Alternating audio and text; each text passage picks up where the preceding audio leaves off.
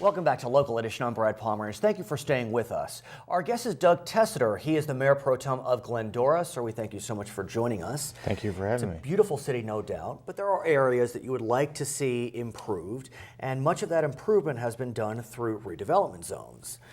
As we know, the governor of the state of California is calling to eliminate redevelopment zones completely. Cities are up in arms over this proposal. Where does Glendora come down?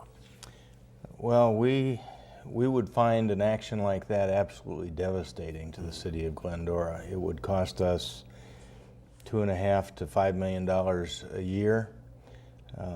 We would have to very seriously consider adjusting our staff dramatically, because a lot of our existing staff, costs are shared by our redevelopment agency. But could one argue, sir, that if the redevelopment agencies vanish, the money that is being siphoned off for redevelopment would simply go elsewhere, and you could use that money for schools and parks and roads or whatever it may be, so the impact would not be as dramatic?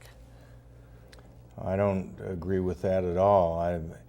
The basic theory, I think, behind the removal of redevelopment is to circumvent Prop 22, which said basically that the state couldn't come to the cities and take their money. And let's explain that. As you may remember, in November of 2010, the voters passed an initiative which precluded Sacramento from dipping into redevelopment dollars to balance their budget. That is what Arnold Schwarzenegger had done to balance the budget last year. It's no longer legal because of Prop 22. So you're not the first person to say this could be payback by Sacramento. Well, I don't know if it's a payback or not, but Sacramento has some incredible needs, and since they're not willing to cut their budgets and do what they have to do, they're looking to make the cities make the tough decisions. Could you explain for us, because we talk about this often, but sometimes I have a sense that maybe it causes regular folks their eyes to glass over because they don't understand how it connects. Explain why Jerry and Glendora should care, metaphorically speaking.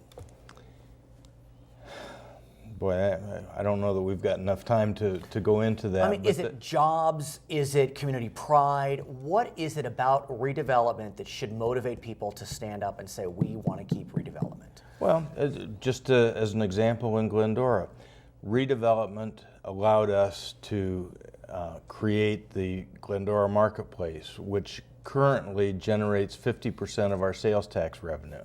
That's real money. That would not have happened had we not had redevelopment. We've got Louis Pompey Sports Park, which is a $13 million renovation and a crown jewel in the city of Glendora, financed entirely by redevelopment. When I got off the freeway, I came up Grand Avenue. I saw there's a new construction there for Glendora Mall. Is that part of that being a finance through redevelopment? No. And so, which begs the question, I mean, there is development going on, and could one argue that redevelopment, it's corporate welfare, let the private sector work? No.